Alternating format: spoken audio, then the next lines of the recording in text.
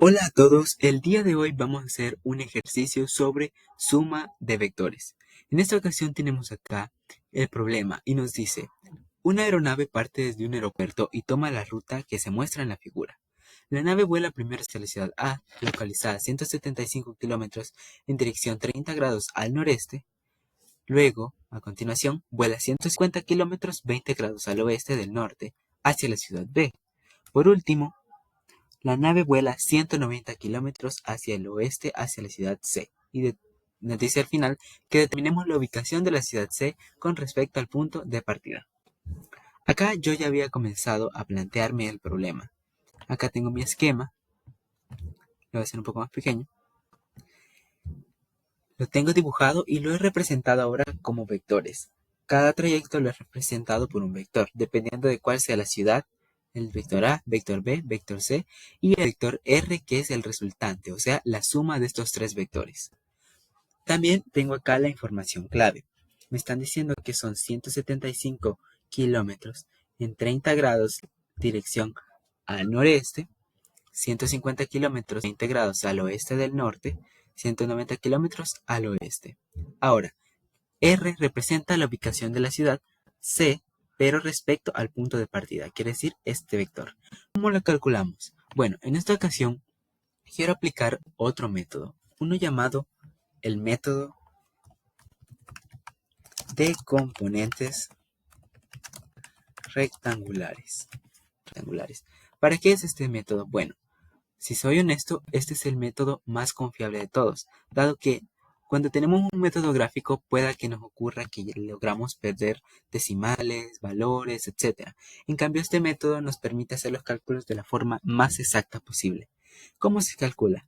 Bueno, si nos fijamos acá, lo que está haciendo es una suma de vectores. En primer lugar, escribamos nuestra suma de vectores como R igual a la suma de los vectores A más el vector B más el otro vector, el vector C. Pero ¿cómo puedo reescribir esto? Bueno, el vector R lo puedo reescribir de una forma, como sus componentes, su componente en X, su componente en Y. Esto me puede ayudar mucho. Esta es la forma rectangular, la forma en sus componentes en X y en Y. También podemos usar la forma polar, en la que nos damos la magnitud del vector, la magnitud, que normalmente se representa con un valor absoluto.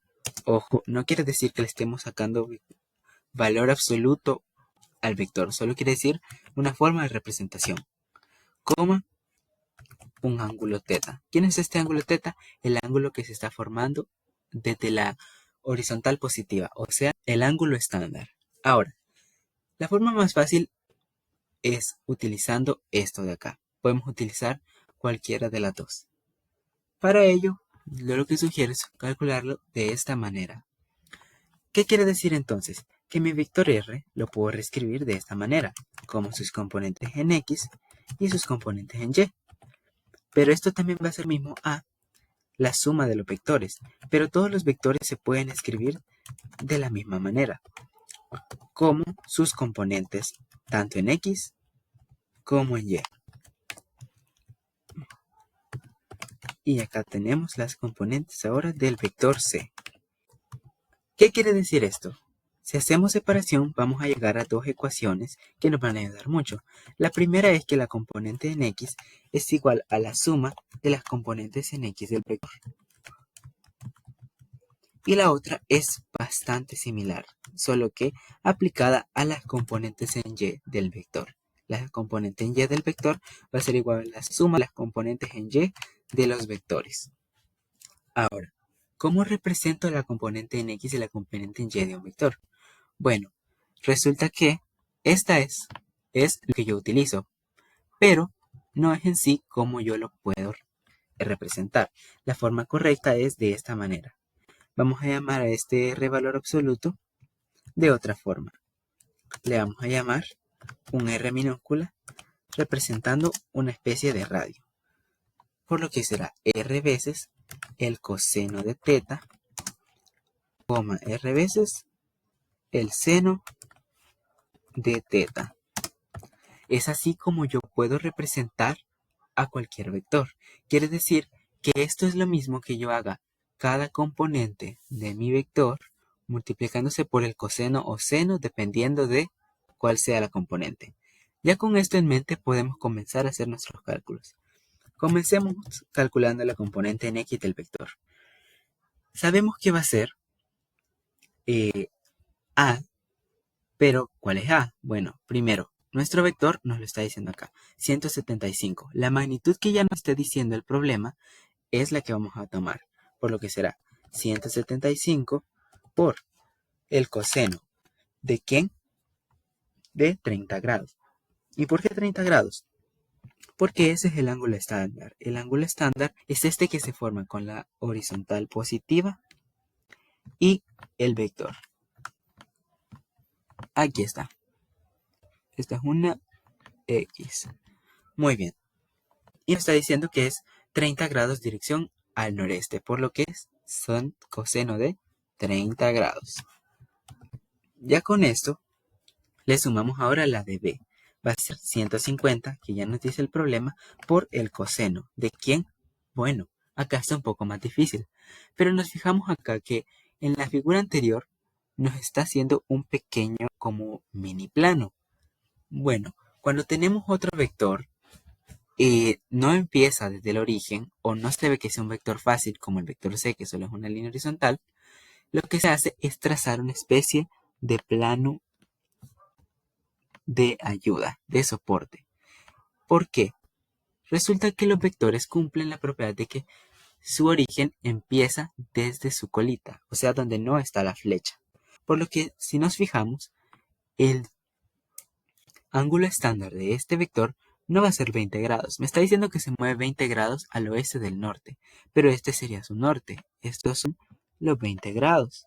Pero el ángulo estándar no son los 20 grados, porque acá hay otros 90.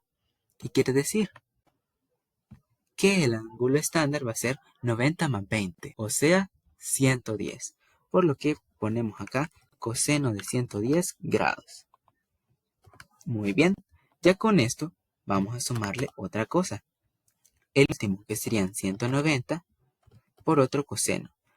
Voy a hacer esto un poco más acá. Muy bien. ¿El coseno de quién? Bueno, resulta que acá solo me está diciendo al oeste, por lo que será una línea horizontal. Y el ángulo que se forma en estos casos sería, bueno, 180 grados.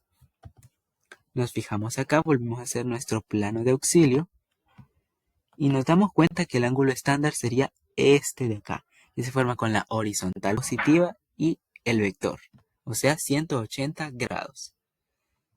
Ya con esto, puedo comenzar a calcular mi componente en Y. Va a ser prácticamente lo mismo, solo que ahora en vez de cosenos voy a poner seno. Aquí será seno de 30. En ese otro caso va a ser seno de 110. Y en este otro caso va a ser seno de 0 grados. Bueno, perdón, 180 grados.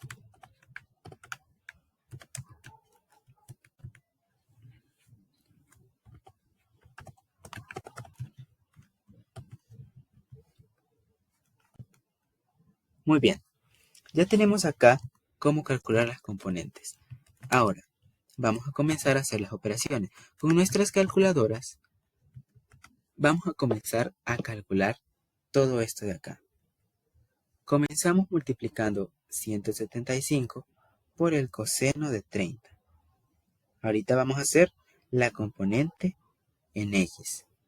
Luego le sumamos 150 veces. Y por último le vamos a sumar 190 veces el coseno de 180 grados. Esto me da un total aproximado de menos 89.75 kilómetros en X. Y en Y, bueno, así repetimos el mismo proceso, solo que en vez de coseno vamos a poner seno en nuestras calculadoras.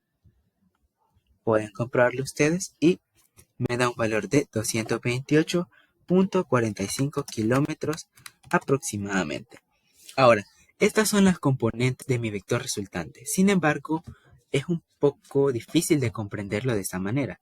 Lo que me está queriendo decir es que en X se movió menos 89.75 kilómetros y en Y se movió 228.45. Como que diga, menos 89.75 a la izquierda y 228.45 hacia arriba. Sin embargo, esta no es una dirección muy buena que digamos, por lo que para representar direcciones normalmente utilizamos esta otra forma, conocida como la forma polar. Esta que calculamos es la forma rectangular y esta de acá es la forma polar. Ahora, ¿cómo calculo este radio y este teta para este nuevo vector? Es muy fácil. Para calcular el r o mi radio, lo que hago es sacar la raíz cuadrada.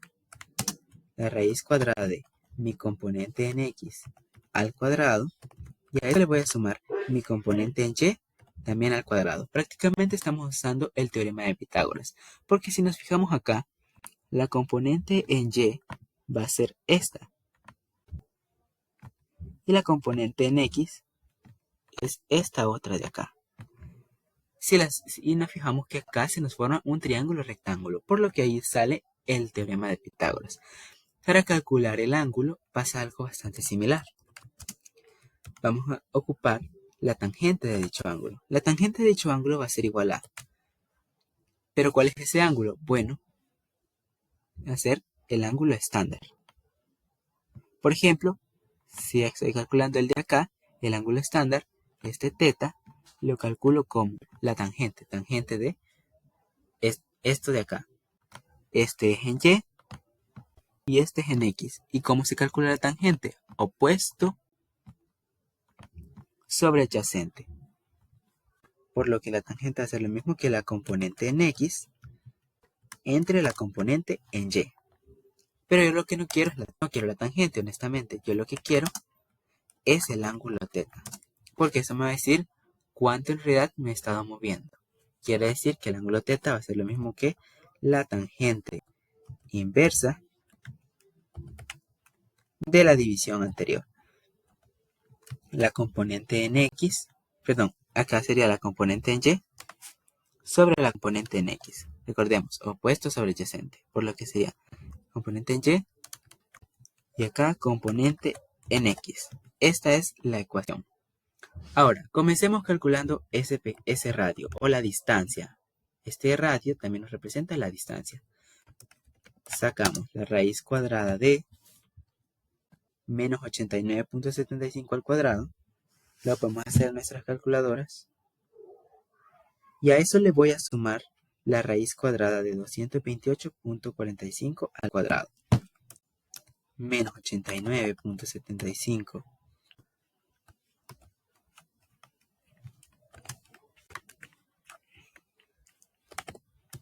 todo esto elevado al cuadrado, y a esto le voy a sumar 228.45 también al cuadrado.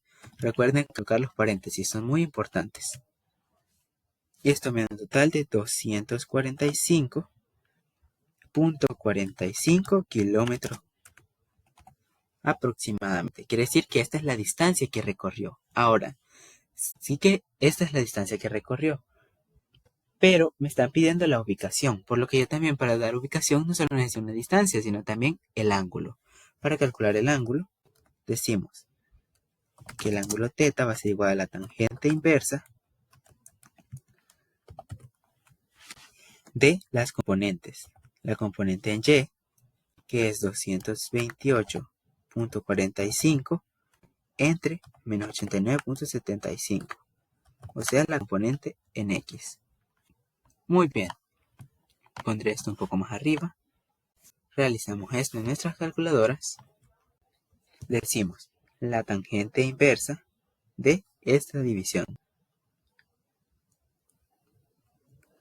Y esto nos va a dar un total de aproximadamente menos 68.55 grados. Ahora, normalmente no nos gusta colocar ángulos negativos, porque la verdad es que no se ven muy bien y a veces es difícil comprenderlos. Para ello utilizaremos cierto factor de corrección. Si nos fijamos, la razón por la que nos es útil saber el dibujo, o también a partir de las componentes vemos eso, es porque veremos en dónde queda ubicado nuestro vector. En este caso el vector está ubicado en el segundo cuadrante, porque está en las x negativas y en las y positivas. Cuando el vector se encuentra en el segundo y tercer cuadrante, al ángulo le vamos a sumar 180 grados. Al hacer esto, vamos a obtener el ángulo que sí queremos, el tan conocido como el ángulo estándar. Al hacer esto nos devuelve un valor de 111.45 grados. Y este ángulo ya nos gusta mucho más, porque es mucho más sencillo de entender. Ahora, ya tenemos todo esto, ¿cómo lo traducimos al español? Ya que no podemos simplemente decir esto de acá, necesitamos decirlo como una dirección. Bueno, decimos que la ciudad C está ubicada a la distancia 245.45 kilómetros y acá le colocaremos con dirección de 111.45 grados. Ahora, la razón por la que acá se veía de esta forma bonita es porque hicieron una especie de corrección. Nosotros también podemos intentar hacer ello. Por ejemplo, si lo queremos expresar como al oeste del norte, porque este vector tiene esa peculiaridad que está al oeste del norte, esta cantidad de grados, lo que podemos hacer es restarle a estos 111.45 90 grados de acá, para que de esa forma digamos que está al oeste del norte. Si hacemos eso, nos va a quedar que está a 21.45, por lo que podemos decir que está a 21.45 grados al oeste del norte. Y de esta manera ya podemos decir la ubicación de la ciudad C, diciendo que estamos partiendo desde el origen del viaje. Y es así como se hace este ejercicio. Nos vemos.